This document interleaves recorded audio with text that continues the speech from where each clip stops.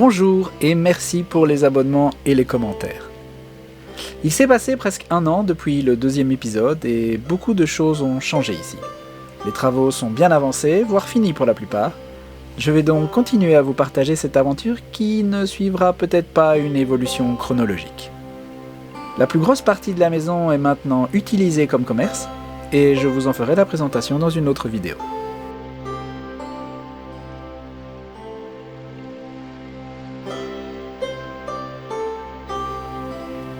Lorsqu'un étranger seul réalise ce genre de travaux, ça ne manque pas d'attirer l'attention du voisinage qui vient régulièrement prendre des nouvelles de l'avancement des travaux.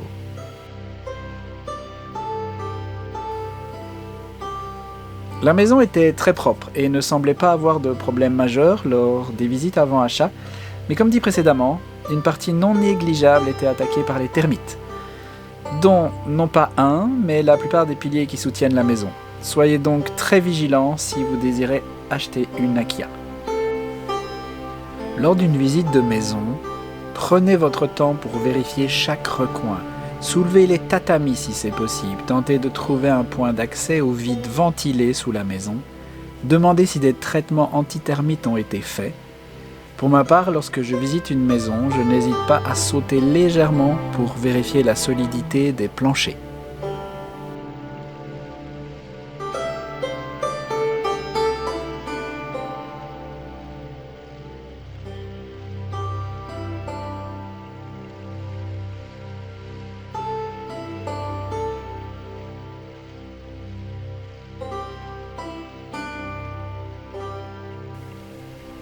Autre problème, l'extérieur de la maison est recouvert de panneaux blancs à base d'amiante, et je n'ai actuellement toujours pas trouvé de centre de recyclage qui accepte de les reprendre. J'ai donc dû les stocker avec tous les risques que ça représente.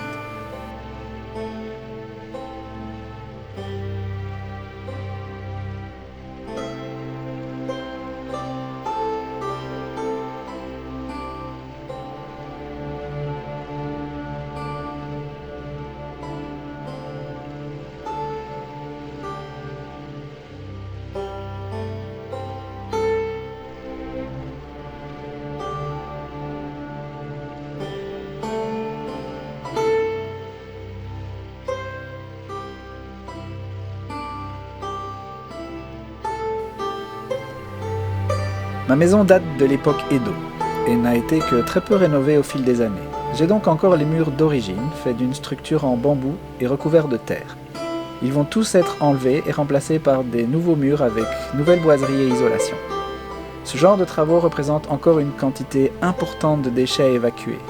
J'ai de la chance de posséder d'autres terrains pour stocker la terre des murs, sinon c'est payant et au poids.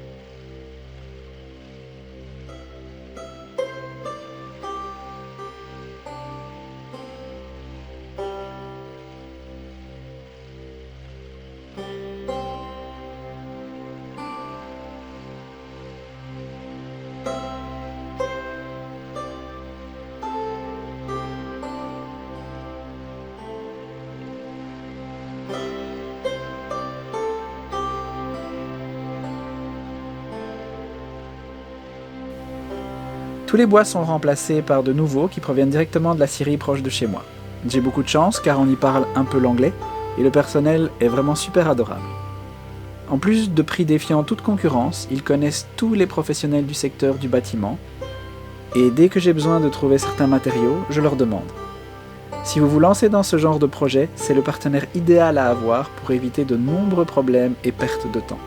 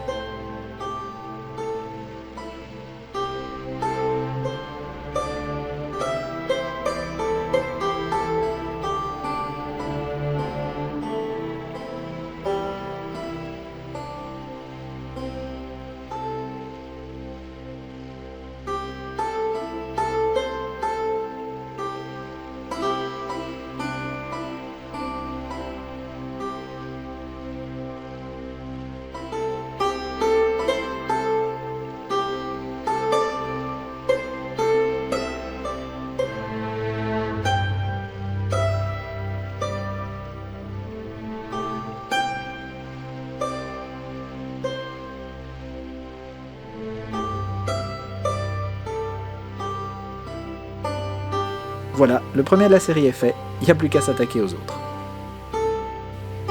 Si vous avez des questions à propos de mon projet, des Akiha, de la vie en général dans l'arrière-pays japonais, n'hésitez pas à me les poser en commentaire et j'essayerai d'y répondre.